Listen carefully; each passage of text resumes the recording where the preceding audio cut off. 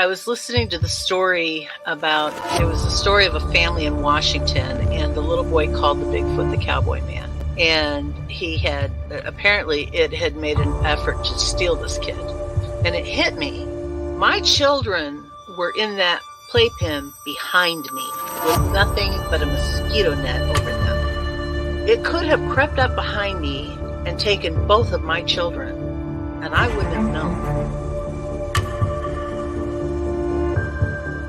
Father just got like a Mustang or something from Wyoming, okay? He had it out in the corral because he couldn't put it in the barn in the stalls with the other horses. It would kick and made all the other horses nervous. Had a Seminole Indian working the horse trying to break it every day. So they had it out in the corral. This skunk ape snuck up behind this horse and grabbed it on its hind quarters. This particular horse kicks out, jumps over the corral, runs into the pasture, to get away. At this point, the rancher's out there just blasted away with the dirty.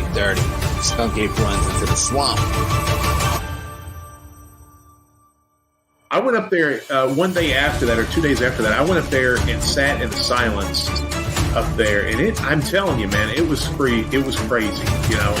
There was a crazy vibe up there still. I did what I could to kind of get things under control, but I told her, I said, you need to get off this property. I feel like no matter how strong you are, it's almost like standing in the ocean. You can't stand still without moving your feet. You're going to get knocked over eventually, no matter how strong, whatever. You can't withstand a barrage of weird spiritual energy.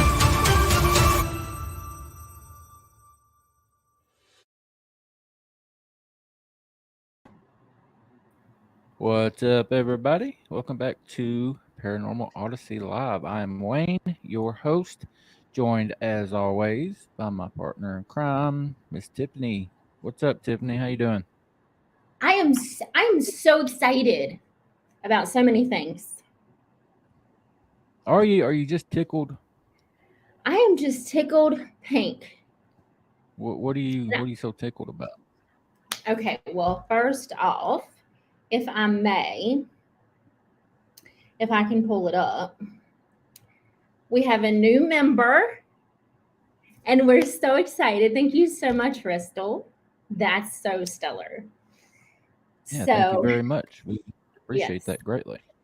Yes. So I am tickled pink about that. And then before coming on, I accessed my account for my books, and I know it's not this genre, but I had sold 33 books in 2 days. Heck yeah. So, yes, 23 yesterday and 10 today. That is so cool. Yes. So I'm just like vibrating right now because I'm so excited. Yes. That's your brand new book? It is. It came out April the 11th of this year. And then the sequel comes out in 14 days. So I'm just so excited. And oh, wow. So it's the one that's already been out for a while. You sold that many. Yes. So over its lifetime, it sold almost 100 books in less than a year. That is so cool. Yes, Congratulations. Thank you. I'm so excited. Awesome. So Very excited. Cool. All right. Let's get all of this stuff out of the way before we get to our guests. Guys, if you would, and you have not done so already, please take a second and hit that subscribe button. We would greatly appreciate it. Tell your family, friends, everyone to do the same, and let's keep going in the right direction. And if you would like to come on with Wayne and myself and share your encounter, and that could be anywhere from Bigfoot, Dogman, Ghost, you name it. If you've had an encounter with anything weird and would like to come on with us, you can reach out and get him, Wayne at paranormalworldproductions.com, or myself, Tiffany at paranormalworldproductions.com. And I just want to put out there that sometimes people don't like their identity to be known, and we can absolutely conceal that for you. So, but yeah, just reach out to us and we'll get back to you. I want to ask everybody to head over to paranormalworldproductions.com. Check out our website, please. All of the other shows at the studio, not only this one, Paranormal Odyssey, but you got Sasquatch Odyssey, The Basement Hangout, Kentucky X Files, our brand new show, That Bigfoot Podcast. Can check all those out, show some support, pick you up some merch. We would appreciate it very much if you would do so. And if you have any questions for tonight's guest, but I think you will, if you could put them in all capital letters, it would make it so much easier for everybody involved. And I want to ask everybody to head over to Manimal Research on Facebook. That's my organization. You guys know that. I founded it back in 2019.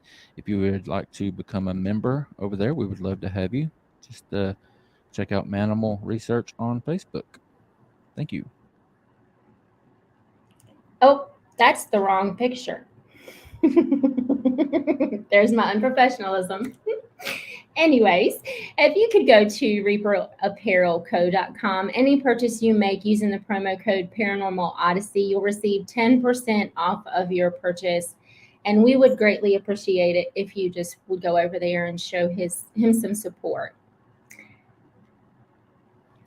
I am wearing my Reaper Apparel Co. shirt tonight, actually. Oh, yeah. You guys can't see it, but it's nice. Take my word for it. Well, I believe you.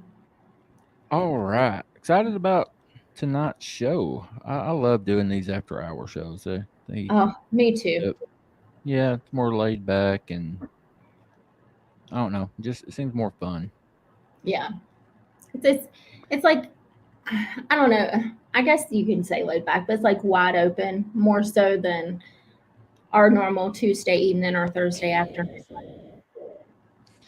Yeah, tonight we have Miss Clarissa Vasquez on. Clarissa is a member of the Colorado Coalition Paranormal Investigators.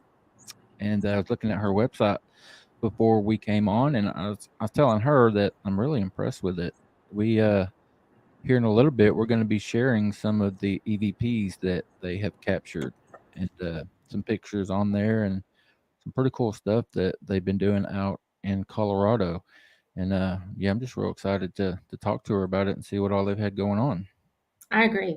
All right. You got anything else before we get there? No, bring her on. Just real quick, guys. Before we did mention Ristol become a member tonight. I want to just throw that out there for everyone else. It's just $1.99 a month. You get all access to all the extra stuff that we're going to be throwing out there and the promotional, the giveaway and stuff like that. So if you guys are able and we would greatly appreciate it if you would become a member of the show. Like I said, it's just $1.99 a month, and that's not really going to hurt anybody. So it means a lot to us. It would help us out a lot. So yes, if you would do that, we would appreciate it. All right, all of that stuff out of the way. If you're ready, we're going to bring Clarissa on. Yes, I'm ready.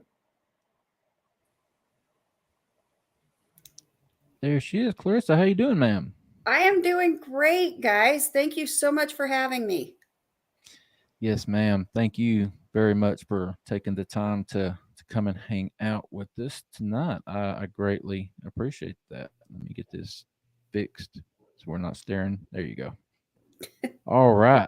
So, as we said a little bit earlier, you were in Colorado, and we were talking a little bit before. You're in great Bigfoot territory, but we're going to talk about ghosts and spooky stuff tonight. If you would, tell us all about how you got your start, how long you've been doing this, and what got you started. So I got my start in the mid 90s. I've been doing this for several decades now. But back when I was active duty in the military, I was a very low ranking person on a very tall totem pole. And the hospital at my duty station was in the process of converting their former morgue into a physical therapy department. So being that low ranking person on that very tall totem pole, one of my duties at that time was to help clean up the construction debris. And one afternoon, it was a late autumn afternoon, I came back from chow or lunch and walked into this completely gutted basement area and saw a man standing in the middle of the construction zone. Um, he was wearing a uniform that was it was like the 1970s and 80s combat fatigues, the olive drab fatigues, as opposed to the green camouflage that we wore back then. He was very rugged, handsome, clean cut, and tangible. He was not wispy or see through or anything. I mean, he was just as real as you and I, sitting here having this conversation. But he looked out of place, just the same. And so I got within about 10 feet of him and asked him if I could help him with something. And he looked at me and then looked away and walked through a cinder block wall and disappeared. Holy shit. Yeah. And that cinder block wall was an exterior wall, so it wasn't like he could have gone around it or anything. It was one of the actual building walls of the hospital. And so it didn't occur to me at the time to be afraid. I was more like, what the heck did I just see? And so I went back to my barracks that night and I called my mom, like, you are not going to believe what just happened. She says, well, are you going to try to see him again tomorrow? I'm like, well, yeah, absolutely. And the internet was in its infancy back then. Ghost hunting TV was not a thing. I mean, occasionally you'd see something on Unsolved Mysteries. But there really wasn't anything, there weren't any digital sources to be had. So I did what anybody would do at the time. And I got a library card off base and started reading every book I could get my hands on. I was reading books by Ed Warren and Hans Holzer, and really learning about what I had experienced. And I learned about Polaroid cameras and analog tape recorders.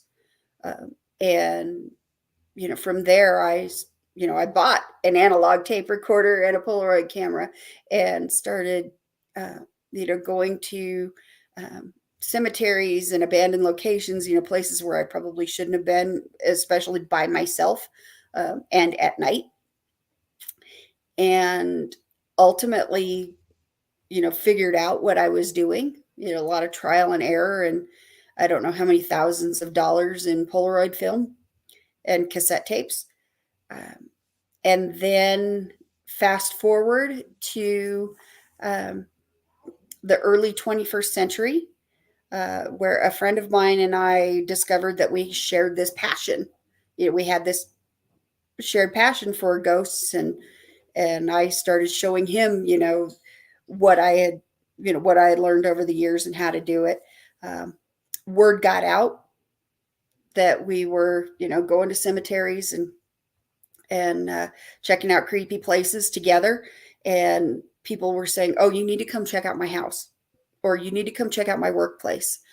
And before long, we had more cases than we knew what to do with. And by then, Ghost Hunting TV was starting to make an appearance. And so in August of 2004, I started the Colorado Coalition of Paranormal Investigators. We started, bringing on team members and to help us out, and training them up and teaching them, what we knew. And over the years, the faces have changed, but our mission remains the same, and that is to help people, with integrity and with dignity, utilizing as scientifically as possible techniques that can provide the best quality data to our clients and to the investigation community as a whole. You've been to our website and you've seen, some of the stuff that we have to offer. And so we try to provide, the best quality data out there to contribute to the field. Yeah, I mean, again, I'll bring it up again. Your website's great. I really like it. It's user friendly, and it's Thank really you. cool. And before I go any further, I want to echo what Bristol said, and thank you for your service. Greatly appreciate It's that. my pleasure. And let me just dive in. Yeah, you're like an OG ghost hunter. Right? You were doing it before everybody was doing it. To be honest, I think you're the first one that I've talked to that actually started doing it before TV made it so popular. Hmm. Because everyone else seems like that's where they got it. Yeah, they Right. started watching Ghost Adventures and Taps and all that, and then they started doing it. But you were doing it before that, right? I was. Yeah, I was. I was one of the, like you said, one of the OGs out there, with a juggling a flashlight and an analog tape recorder and a Polaroid camera, and then a 35 millimeter, and then a digital camera.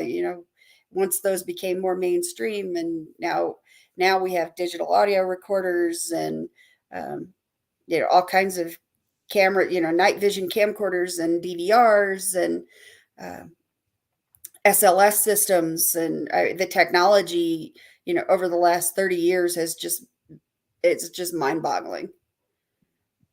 And something else that caught my attention was your reaction to this full body apparition, this man that you saw. You Hmm. weren't afraid, you said, and I believe you said you called your mom, and Hmm. your mom's reaction was, "Well, are you going to try to see him again?" I'm like, Yeah. "That's awesome. That's pretty cool of your mom, I think." Yeah. Yeah. It didn't occur to me to be afraid. He was tangible uh, and three-dimensional. Now, if he had been transparent or gross, or I mean, if he'd been bleeding or something, that then I might have been a little more unnerved than what I was. But you But he know, walked through a wall. Come he, on. he walked through a wall and disappeared. I was left going, what? what just happened? I mean, granted, I was still a teenager when that happened. I was 19 um, when that happened, and so uh, that my fight or flight really wasn't there. I was very befuddled and uh, just going, what happened? And it didn't occur to me to be afraid at the time. And then Wow. talking to my mother, I'm like, you are not going to believe what happened today. And so, yeah, and that's how that got started. Uh, I would have had to have changed my drawers. Did you ever find out who he was? no, Great Oh, question. no. yeah. Uh, at the time, there was still a stigma attached to um, having had a paranormal encounter of any kind, whether it was seeing a ghost or seeing an extraterrestrial or seeing Bigfoot. I mean, there was still a huge stigma attached to um, admitting that you'd had those experiences. And that's one of the things that paranormal TV has done to benefit the field, Mhm. is it's helped to remove the stigma attached to having had Ab- those experiences. But if I had said to anybody on that military installation that, hey, I saw a ghost, they would have had me in for a psyche eval faster than I could blink, And faster you than hear that. EVP. Yeah. Yeah, and you hear that more and more because you hear of these instances Mhm. on military bases. Mhm. Wayne's nephew was on not too long ago, and he had an encounter with the same, type of thing. And you hear about it more and more, and their rebuttal is the same. Yeah. They would have pulled me. They would have pulled me. Yep. Yeah, now that you mentioned that, when we had Jacob on, that like the first story he shared was he was on watch one night, and this apparition of another soldier walked up to him and started to talk to him, Mhm. and the dude just disappeared. Yeah. You know, so that, and he described it a lot like you're describing it. Is the uniform seemed older, not like current. So I think Mhm. that's really cool. Yeah. The uniform, that I saw, it was, 60s, 70s, up into the 80s, that just plain olive drab Mm. combat fatigue. Um, But again, he looked out of place. But I will say again, he was clean cut, he was rugged, he was handsome, and tangible. So Now, I'm interested. Did anything else happen while you were in the military? no, No. try as I might, I didn't have any other paranormal encounters while I was in the service. It wasn't until after I got out, and had more expendable time Yeah. to go and look for ghosts and ETs and cryptids, that I started having more success. Okay, so take us to from the time you get out of the military and you have this friend that you find out y'all share the same passion and y'all Mhm. start going out and doing it and looking. How were the early days of forming the organization? What were some things that happened that kind of taught you your way or taught you lessons and like stumbling blocks, stuff like that? I'm very glad that you asked that question, because this is actually the story is hilarious. If you're in the field, you will know what I'm talking about.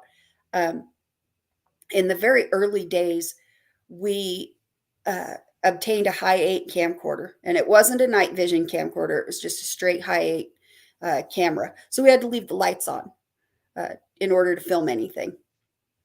And we did this investigation in this 100-year-old building, had a great time, and we go back to my place, and we're watching this high 8 video footage. We plugged it into the TV, and we're watching it, on my 27-inch television, which was pretty big back then. But Yeah. and we see all of these orbs. Every time we would walk in the room, these orbs would just start buzzing our heads, and we're like, "Whoa, whoa!" We had all of these ghosts around us and everything. Well, little did we know at the time that what was happening was we'd walk into the room and we'd stir up the dust that was in the room. And so all of these orbs that are buzzing our heads, it was just the dust that we were stirring up. And, but to this day, yeah, we sat there for hours going, whoa, did you see it? Whoa, to this day, that is still the most fun I have ever had doing data analysis. Wow. Because Y'all thought y'all stumbled up on something, didn't you? yeah, just the excitement level. And we, like I said, we later learned that it was dust.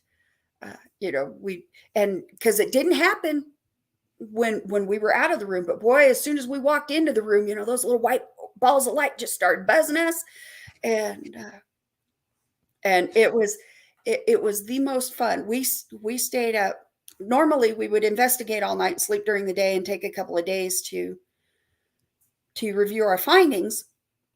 And for whatever reason, we got back to my place and just started watching the video footage. I think we were going to watch it until we fell asleep. And we ended up staying up until about noon that day, just going, whoa, rewinding and watching it again and playing, go back and forth and just watch it, just sitting there in disbelief over what we had experienced that we didn't even know we'd experienced, because we didn't see it with our eyes. I'm sorry? How'd y'all figure it out? Well, we later learned, through time and further research and other investigators, and and as technology improved, we learned that. So it's not something that y'all put together that day. It's just No. as time when you figured it out. That's funny. Yeah. And so then it came to be that, all of those really good orb photos that we were so proud of in the early days, we had to throw them out. Telling how many people you had told, man, you're not going to believe how many ghosts we saw. Yeah. Well, shit, never mind. It's just done. I still have on my desk in my office, partially for sentimental value and partially because of the subject matter. I took a photo of my grandparents' graves. And there's a big orb and a smaller orb in the photo. And again, in those early days, I believed that to be my grandparents. But it had been raining. There was a lot of moisture in the air. That evening when I took that photo. So I am firmly convinced that that they're water orbs, that they're not spirit orbs, and so partly for sentimental value and partly because it's a photograph of my grandparents' graves. I still have that framed and on my desk in my office. Now, back in those early days, just getting your start, are there any investigations that stand out to you that were successful, that you actually did get some good quality evidence? There's one that stands out right now. I mean, we did so many. That first year, we were out every weekend. Well, and for a while, we were out every night after work. Through the months of August, September, October, we were out every night after work, and then after that, we were like, hey, we need some sleep. So then it narrowed down to every weekend. But there was one that we conducted in a town in Dry Fork, Utah, and which is near the town of Vernal. So if you know Utah, it's near Vernal, but Dry Fork. And we had been through this cemetery, and some of the people that are buried in the cemetery had passed very, very tragically, and we were aware of that. But we got in, we wrapped things up and got in the car, and I didn't realize that I had left my audio recorder going. And it was an analog recorder. It was one of those little micro cassette recorders. And it was in the back seat with the rest of the gear. And so we were up in the front seat, and later going back, and listening to the hours and hours and hours of footage, you hear us get in the car and everything. I'm like, well, that's crazy. I left the audio recorder on again. And you can hear the two of us, up in the front seat talking about something. I don't remember what we were talking about, but you can, and we're kind of muffled because the audio recorder was actually inside a gear bag. But so you can hear our muffled voices up in the front seat, and very clearly, as if somebody was holding the audio recorder inside the gear bag, this voice whispers, "Kill it, I'll do it." And I was like, whoa, okay. That's, a little unnerving, that there was someone or something in the car with us at that time, and they didn't sound very happy at all with what was going on. Now, Clarissa, is that one of the EVPs that's on your website? It is. Because we were listening to that before we came on. Tiffany and I were, and that's one of them that we were talking about came through more clear. Mm-hmm. So I think what we might do is we might go ahead and share that. I think we should. And I wanted to say, because I was listening to them, and generally with EVPs, they're so fast, and sometimes you have to really strain to hear it. No, this is just like you and I sitting here having a conversation, clear as day. Mm-hmm. Yeah, we've got some really good ones posted on the website. Yes, 100%. to see if it's pulled up. Okay. Now, guys, let me know. I'm going to play it a few times because I believe it's pretty short. But let me know that y'all can hear it. Okay. Here we go.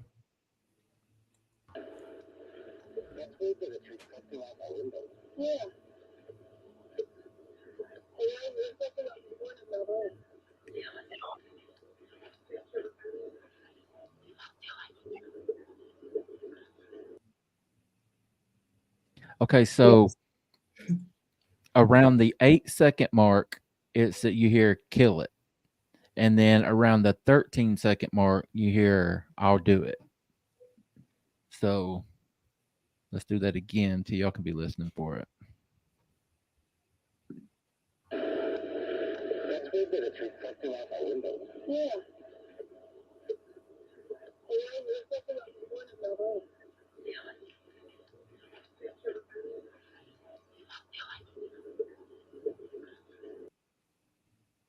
I'm going to play it one more time, guys.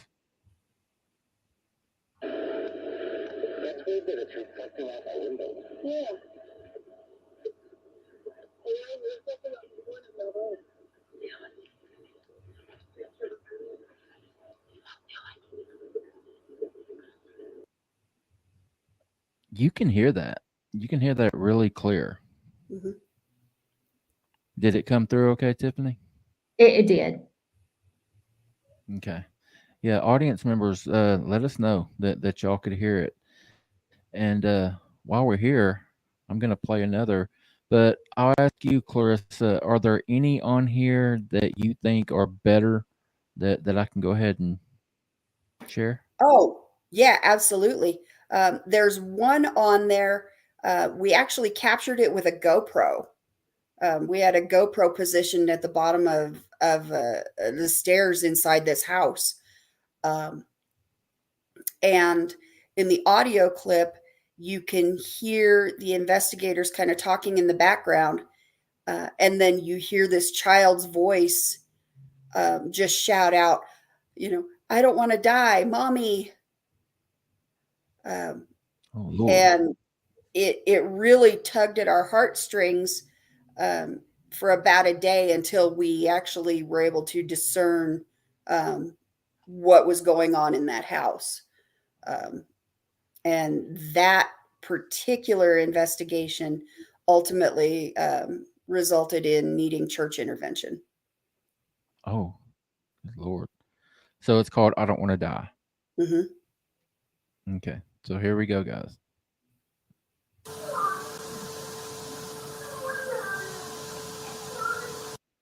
How creepy was that? Holy hell. Mm-hmm. Let's do I it can't. again.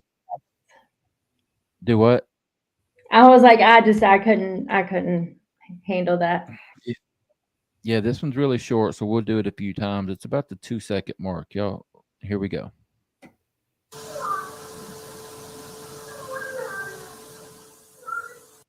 Oh, God. Let's do it again.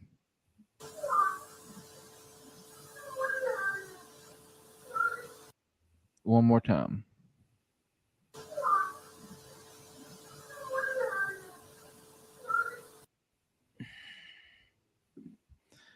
God, that's creepy as hell. It almost sounds like, Mom, I don't want to die. Mm-hmm. Okay, so you said that the church had to get involved. You got to tell us what happened. Yeah, What was that the deal with one. that? So, and because of our client confidentiality policy, I can't give a lot of details. Yeah. But the client reached out to us. Her husband was a veteran, having done 3 tours in the Middle East and seen some serious action over there. And things, when he came back and they were pregnant with their first child and everything, things started happening. And the further her pregnancy progressed, the more intense things progressed. And then We got involved when their baby was 4 weeks old.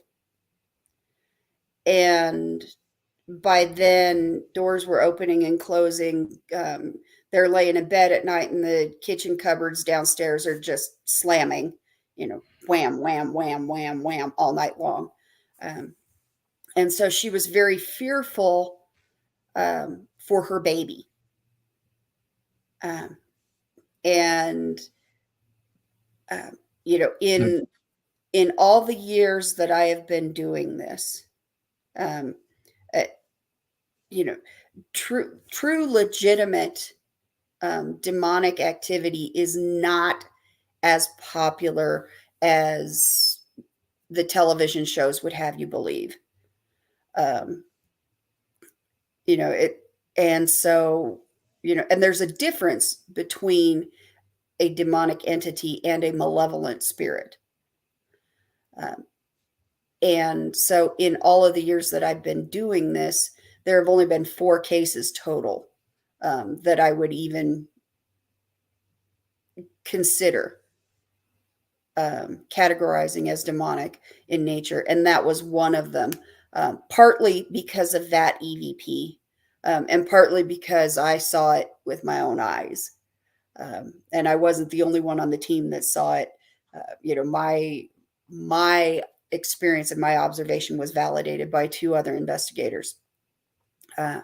And so I ultimately, I pulled the plug on that investigation. I got my team out of there, and explained to the client what was going on. And we were able to help them arrange for clergy intervention, so that the husband could get the exorcism that he needed. And really, that's what it was he likely brought something back from the Middle East that was wreaking havoc on their home and on their family, and they were both afraid for the baby. So that's what I'm talking about. I'm scared to bring something home with me because my luck, that's what I'd bring home. I mean, but I'm glad that you talked about that because I want to touch on this a little more before we move on to the next one. mhm. So you said that only about 3 or 4 times you've actually had a real demonic Mhm. investigate or demonic Right, case. So, right. like you said, there comes a point when you see that that's what it is, and then you pull yourself off of it, and then point them in the direction of a spiritual advisor. Maybe is that Yeah. pretty safe to say? Well, I point them in the direction of a spiritual advisor based on their beliefs. Uh, because a uh, if you've got a Christian family, and you're calling in, um, a pagan priest or a priestess, um, to come in, what they're doing may be temporarily effective, but the clients aren't going to be doing. They're not going to have the spiritual resolve to maintain it. Uh, Mm. so a Native American shaman, would not be as effective as, say, um, a priest, um, Yeah. or some other spiritual leader of their same faith, that has experience in that area, that can perform either an exorcism or a deliverance, based on what is needed. Uh, and so, Now you that's what said we do. We point them in the right direction. okay. Now you said based on not only that EVP and stuff that you heard, but also stuff that you saw, you made that decision. Can you talk about what it was you saw that led you to believe that it was Yeah, demonic? yeah, absolutely. I saw. I was in the baby's room, and there was a changing table, and so there's two platforms to the changing table. There's the table itself, and then there's a shelf underneath, that holds supplies. And I saw, was a little bit bigger than a cat, um, crawling upside down underneath that changing table, crawling toward me. And Mm. it was black, and and like I said, it was a little bit bigger than a cat,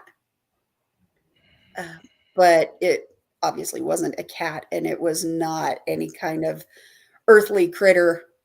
Um, it wasn't, a raccoon or anything like You that. just It was, took away you just took away my ability to sleep tonight, and I want to oh, I'm thank you for that. sorry.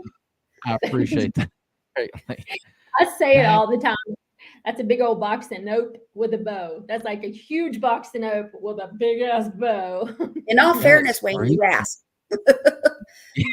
That's true. I asked for it. But my God, I could not imagine Yeah. something crawling upside down in the baby's room, the changing table. Oh my God. Yep. Crawling underneath that changing table. It wasn't underneath the lower shelf. It was underneath the table portion, crawling upside down. Uh, So was was that one instance enough for you to say, okay, this is over my head. Need to get some religious people in here? Yes. We already had the EVP, and anybody who's been in the field long enough will tell you that when you have data that appears to be a child, that's automatically a red flag, Mm, um, because um, they will disguise themselves as children or women, depending, to try to gain your trust and to try to get you to have sympathy for them, so that they can get their hooks into you. Um, and so we already had that young girl EVP. So that was red flag number one. Red flag number two was we were getting knocks and bangs in sequence of three. And in sequence of three is a mocking of the Holy Trinity. yeah. So, shaving a haircut doesn't work with them. They will knock in sequence of three. Um, and then, seeing that with my own eyes, um, I immediately, Yeah. removed myself from the room, and there was an investigator with me because we always go in pairs. She saw it also. And we went downstairs to the tech center where the other two investigators were. And one of the other investigators that was with us had seen the same thing, but he thought his eyes was playing tricks on him. And so he didn't say anything. He thought he was hallucinating in the dark, and, just, which can happen. Um, Pareidolia is a very real thing when you're investigating ghostly phenomena. And so, he thought his eyes were playing tricks on him, and he didn't say anything until we went down and said, "This is what we saw." And he says, "Oh, yeah, I saw the same thing." I'm like, "That's it. I'm pulling the plug." Wow. Yeah, that's interesting as hell. Any more of these clips stand out at you that we can share? Oh, let's see. Um, we've got some disembodied voices. We've got one disembodied voice that we believe is outlaw and gunman Kid Curry. Um, he was a stinker. He rode with Butch and Sundance, and they kicked him out because he was too mean. Oh hell. Yeah, they kicked him out of the Wild Bunch because he was too mean. He was a killer. Um, and he ultimately took his own life here in Colorado. And we were up at his grave marker, and I was telling the story about what a stinker he was and how he had been, his body had been exhumed and reburied several times um, to prove that it was him. Uh, a physician had wired the Marshals Service and said, we have this guy, J.H. Ross, who he killed himself. He was wounded. He robbed a train, and the posse was after him. They wounded him. He decided that death was better than jail, so he shot himself and died. And we have this guy J.H. Ross, and the doctor sent a sketch to the marshal's office. Well, a marshal, I think in Kansas, said, "Wow, that looks a lot like Kid Curry," and so he was dug up, so that the doctor could, get other identifying marks, documented and see if it was Kid Curry. And then he was reburied. And Doc sent that off to the Marshal Service. Well, Lowell Spence, who was a Pinkerton agent that had been tracking Kid Curry for quite a while, got wind. And so he came to town and dug him up and had him reburied.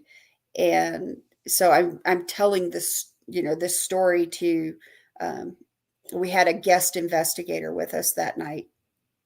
And so I'm telling this story, and I made the comment about, he decided that death was better than jail. So he was yellow bellied and shot himself. And right as I'm saying that, we were, we're having this conversation, and you hear what sounds like a man spurring a horse going, "Yeah." Right. And it was like right in the middle of the four of us, like he was spurring a horse and riding away. Like, "I'm mad at you. I'm leaving." And you hear me go, "Whoa, that was human." Now that one's on here, right? What's it called? It is. I think it's called Yaw, YAW. Yeah, there it is. Okay, so we'll play that one real quick.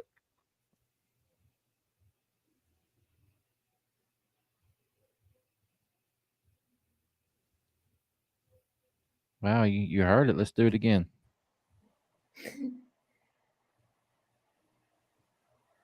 It's not showing up, Wayne.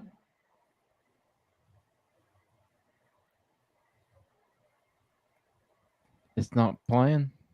No. Hold it on. is. It is. I guess I've got to add it. There you Okay. Go. All right. I was thinking it was already on. Okay, let's try this again. By the way. Wow, that was human. Wow. That's really what it sounds like. Mm-hmm. Let's do it again. By the way. Wow, that was human. That was. And that One was more an time. angry yaw. Mm-hmm. Yeah, that's exactly what you said is exactly what it sounds like. Like someone's yelling "yaw" like on a horse to get away. Yeah, like he's spurring a horse to get away. Yeah. So let's do it. We're going to do it a couple of more times back to back. By the way. Wow, that was human. That was. By the way. Wow, that was human. That was. That's awesome. Very cool. Very cool. All right. Yeah, I like how all the EVPs are so clear that there's no denying what you're hearing. Yeah, you mentioned the website and how good it is, and thank you for that, because that's aside from running the organization and everything, I also do the website. So thank you for the compliment on the website. And I don't put anything up there that isn't, number one, that isn't legit, and number two, that isn't worth visitors' time to listen to. Yeah. Yeah. I'll tell you what, I was going to take it down, but these are so good. Let's do another one. I'll pick one. Okay. If that's okay. Sure. What is the yeehaw? It's the same night, same cemetery. Just another disembodied voice of a man saying yeehaw. Is that a good one, or do you recommend another one? I'm trying to remember oh, you know what? The dead bird one. Dead bird. Okay. Yeah. Tell us about it. So when people ask me what my favorite investigation is or was or has been, or what my most memorable case was, I always tell them about this house, this farmhouse that we worked in Nucla, Colorado. And it was a 3-story farmhouse and the owners just could not keep it rented. Somebody, people would come in, they pay their first and last and deposit, and within a month they're like, keep the money, we're out, we're breaking the lease, we're gone. So they called us in, and there were 8 of us on scene that night in this 3-story farmhouse, and everybody was having experiences tailored to their threshold.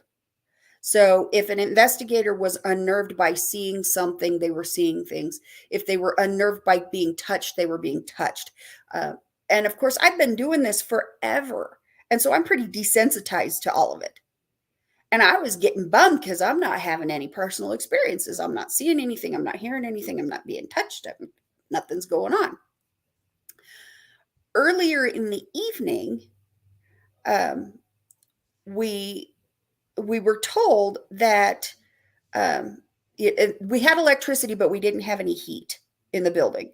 And so we were told that we could light a fire in the wood burning stove to stay warm that night, but we needed to check the stovepipe. And so what ultimately happened was we ended up having to knock a crap ton of dead birds out of the stovepipe before we lit the fire, because birds had got in there and died. So we did, we knocked the birds out of the stovepipe, and then we shoveled them out and hauled them away so that we could stay warm. And myself and 2 other investigators were up in the attic, and I was utilizing a night vision monocular. So, and it allowed me to see in the dark, but it didn't record. Just gave me a little extra advantage when looking in dark places. And I saw what I thought was a dead bird. Turns out it was a piece of crumpled up black trash bag, a little small wad of black garbage bag.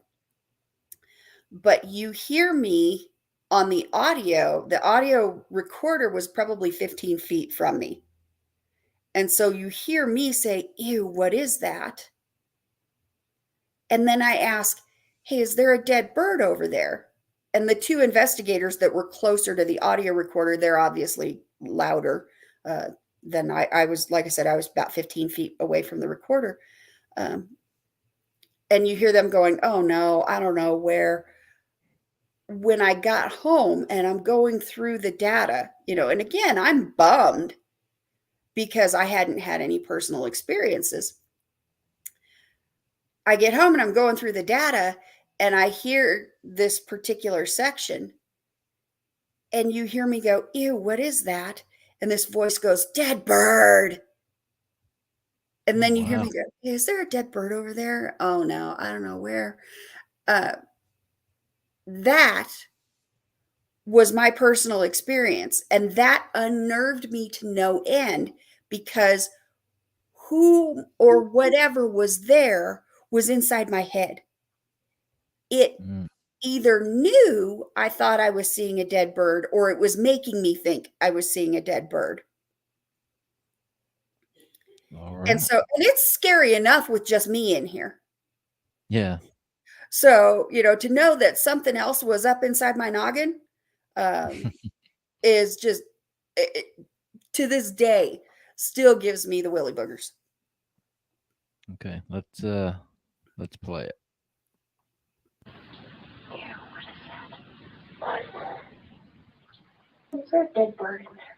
Hello. It kind of sounded like something whispered "dead bird," didn't it? Mm-hmm. Let's do it again. It's right after you say, "What is that?" Yeah, ew, what is that? Yeah. Yeah, what is that? What? Is there a dead bird in there? Hello. Do it again. Yeah, what is that? What? Is there a dead bird in there? Hello. That is weird when you Mhm. think about it, because I mean, y'all weren't really talking about the dead bird. You said, "Ooh, what is that?" And then someone said, "Dead bird." And then Mhm. the other person goes, "Is that a dead bird?" Yep. Definite That's so, chills. yeah, that is Yeah. so creepy. So yeah, so that was my personal experience that really unraveled me because it was in my head. And Yeah, that will do it. mhm. Um, that's creepy. I was ready to move on to something else, but that gave me chills. Yeah. We'll go ahead and move on because we're coming up on the hour already. But so I mentioned before, and I've mentioned it 1,000 times. The only thing that has stopped me from doing what you do is the fear of something latching on, and we've talked about that a little bit tonight. And I'm just wondering, has that ever happened to you or anyone that you have worked with, like personally known? Okay, so to me, no. I take steps to ensure that that doesn't happen. I utilize my faith, and I also, at the end of every investigation, whether it's just a field trip to a cemetery or someone's house or someone's business or whatever, at the end of every investigation, I declare out loud, you cannot follow me. You have to stay here. Um, and uh, I had one investigator that decided that those measures really weren't necessary, um, until they brought something home. And then we had to deal with that. And in fact, we're still dealing with that a little bit. We just had over Labor Day weekend, we had a 3-night investigation, at this investigator's house that they're trying to sell. Um, and we had some really, really, really good stuff happen there. No EVP, but we all had personal experiences. I even had a jump scare moment, because I was sitting at the tech center, and so I was momentarily blinded, by the screen, the light of the screen. I'm sitting in a dark room, and I've got this screen, and I look up, and someone had poked their head inside the door and was looking at me. I was, ah! Uh, and so, of course, the rest of the team came running, going, "Okay, why is the boss, chirping?" uh, and so that was, we all had, some really, really um, cool experiences at that house. But I think we've got it. I think we've got it situated now. So I think it's moved on. So, what was this individual? Was it a male? Was it a man? Uh huh. Okay, so what happened to make him think that he brought something home with him? Like, what was happening with him? Well, almost immediately, his toddler um, stopped sleeping in her bed. And that was almost immediate. Um, and would say, scary man, scary man, scary man, scary man. Which, the investigator had always been really good about not discussing in front of the toddler, um, you know, things of an investigative nature, so that she wouldn't, start talking, or, he wouldn't even say the word ghost in front of her, so that Mm. she can't say, "Oh, scary ghost." Um, and um, then there were um, very rapid mood and personality changes, um, with him and a couple other members of the family that were a little more sensitive to it, uh, and um, doors opening and closing, and things just intensifying, footsteps up above, where there's nobody upstairs and you hear footsteps, things like that. Yeah. And uh, like I said, Yeah, I'd say that's a pretty good indication. yeah, yeah. So we got him a little bit of help, um, got him a little bit of spiritual cleansing, and then then uh, we unleashed on the house. We investigated for, like I said, 3 nights, and a lot of that. We went live on Facebook a lot uh, that weekend, just kind of showing our viewers, hey, this is what we're doing, and these are the experiments that we're trying, and oh my gosh, you've got to see this kind of stuff. And so that was a really, really good weekend. But it is also a prime example of why we take those safety measures to ensure that we don't bring anything home. Yeah, and I've heard you're not the first one that I've heard talk about doing that, and I think it's a great idea to do. But my thinking is, this is a demonic spirit. Why is it going to mind you? Why is it going to do what you tell it to do? Right. And but again, there's a difference between a demonic entity and a malevolent spirit. And contrary to what you see on television, um, demonic encounters are not that common. They're actually quite rare. Um, Legitimate demonic encounters are Yeah, actually quite rare. And so you know, this was most likely just uh, just a stinker, just a malevolent or ornery yeah. spirit that said, "Hey, you didn't say I couldn't, so I'm going to show you." Uh, and part of the reason that I know that was how easy it was to get rid of it. Okay. All right. Well, Clarissa, tell everybody where they can find you. Any websites, any social media that you're on, all that good stuff. Sure. Just go ahead and plug anything that you like. Absolutely. You can find out more about me and CCPI at www.coloparanormal.com, COLO paranormal.com. You can also find us on Facebook um, by looking up either Colorado Coalition of Paranormal Investigators or going facebook.com/Colo Paranormal. Um, and that's, I think, our Twitter or X handle is at Colo Paranormal also. So Okay. we're all over social. We're not on Insta just because it's like, if it's worth having up there, it's going to be on our website. Um, but Okay. Facebook is a really good way to see, where we're at, where we're going, what we're doing. We were just at the Grand Junction Comic Con. We had a booth there. That was a lot of fun. I was able to sell my books, and we met a lot of great people. And so that was, Yeah, we didn't even get a chance to mention your books. Do you want to plug those? no, yeah, I have 8 books on the market about ghosts and the paranormal. Wow. Um, yeah, yeah. Uh, 2 fiction, how many nonfiction? I don't know, and 1 children's book.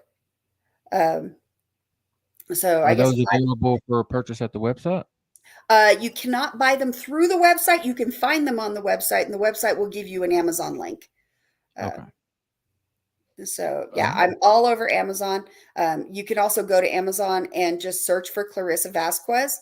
As long as you spell my last name right, you'll find me. It's VAZ, not VAS. Um, Okay. and so all of my books are right there on Amazon. I do have an author page on Amazon, um, so you can find me there. My most recent book is The Phantom Hitchhiker Project and America's Haunted Roadways. And the foreword to that book was written by Rick McCollum of Hollywood Ghost Hunters. Oh, wow. Mhm. Awesome. Very cool. Yeah, Clarissa, send me any links of anything that you want to share, and Sure. then when I release this to podcast, in a week or so, I'll include all those, so you'll just be a click away for everybody. Great. All right. Again, let me thank you for taking the time to come and hang out with us on this Saturday evening. It was a lot of fun. This was one of the Yeah. more fun shows that we've done in a while. Yeah, agreed. You have such a very I don't know the right words. You have a very good energy about you. Thank you. So, and it definitely, even though we're talking through the screen, like you can, I don't know, I don't know how to say it, but you can like feel your energy, and it's just you just have a really good energy about you. Well, I mean, Thank you very much. you obviously have a passion for what you do, and I think that comes through. Yeah, I wouldn't have kept doing it for almost 30 years if I didn't like it. Yeah, I'd say so. All right. Well, you enjoy the rest of your night, and again, thank you, ma'am. Thank you for having me. This was a lot of fun. Agreed. Yes, ma'am. Bye bye. Bye bye. All right. This was a good show. It was I so like cool. how I did. I liked love sharing the EVPs and it. all Mhm. that good stuff. It was a lot of fun. When it was She good to seems hear like it was good to hear an EVP that I didn't have to be like, what? What did it say? exactly. It was like, All three of them that we played tonight were like almost not crystal clear, or then you would kind of question them, but you could actually mhm. hear what they were claiming that they said, and that's nice because it's like you said, it's not common that you get to. Yeah. So it's really cool. Yeah. And I put the her website up there, guys. So y'all head over there and check her out. Like I said, the website, she did a good job on it. So It's a show them really some good one. support, please. All right, you got anything before we get out of here, ma'am? No, that'll do it. Come back and see us on Tuesday. Who we got Tuesday? Is Jack Tuesday? It's Jack. The Many Adventures of Jack. Jack Vasey.